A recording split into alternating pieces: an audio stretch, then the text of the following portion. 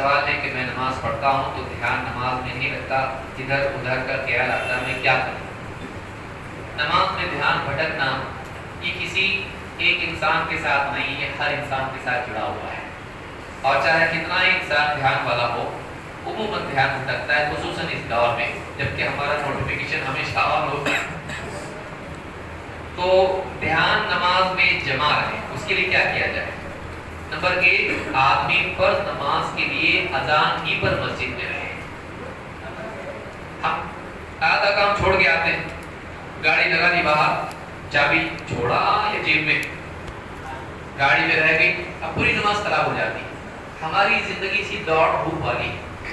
صحیح طریقہ یہ ہے کہ اذان ہوئی، آدمی مسجد میں آ گیا، وضو کیا سکون کے ساتھ، فراغت استنجا وغیرہ سے کر لی، وضو کر کے آ کے سنت وغیرہ جو پڑھ لی، اب وہ مینٹلی پریپیئرڈ ہو جاتا ہے۔ ہم ایک یعنی سماج کے حصے سے یا ایک مشغلے سے نکل کے فوراً نماز میں آ گئے، تو وہ پورا جو ہے پنکھا بند بھی کیے تو گھومتا رہتا تھوڑی دیر تک۔ تو آپ دنیا کے جو مشاغل آپ کے ہیں جب کر کے مسجد میں آ گئے آپ فوراً، تو اس کا کچھ نہ کچھ تو رہے گا نا، تو وہ یہاں نماز میں آتا رہتا ہے، چاہے تو بچا ہوا کام ہو یا آگے کرنے کا کام ہو۔ تو آپ اتنا وقت اپنے ذہن کو دیں کہ وہ مسجد کے ماحول میں آئے، نماز کے ماحول میں آئے اور اس کا دل اس میں لگے، اپنی آخرت کو سوچے، اللہ کے بارے میں سوچے۔ پھر فرض نماز میں جب آپ کھڑے ہوں گے تو آپ کا دل پوری طرح سے نماز کے لیے بہت زیادہ حد تک نماز کی طرف متوجہ ہوگا۔ ایک چیز یہ ہے۔ دوسری چیز یہ ہے کہ ہم نماز میں جو پڑھتے ہیں اس پر دھیان دیں۔ سوال یہ پیدا ہوتا ہے کہ دھیان دو کدھر؟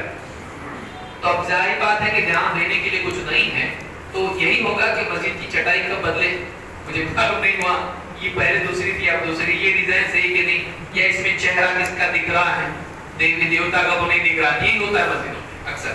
نماز میں ہی ذہن میں چلتا ہے، یا پھر تجارت کی اور گھر کی اور یہاں وہاں کی، گھر میں کیا پک رہا ہے۔ آپ جو پڑھ رہے ہیں آپ کو سمجھتا نہیں ہے، اس وجہ سے آپ کا دھیان بھی نہیں ہوتا ہے۔ جو صورتیں موٹی موٹی ہم یاد کر چکے ہیں، نماز میں پڑھتے ہیں، اس کا ترجمہ اچھے سے سمجھ لیں اور اس کو جوڑ دیں اپنے دل میں۔ اسی طرح سے جو دعائیں اذکار ہم پڑھتے ہیں ان کو سمجھیں، اس کا ترجمہ یاد رکھیں۔ عربی اگر نہیں بھی آتی تو ترجمہ کم سے کم آدمی اچھے سے یاد رکھ سکتا ہے۔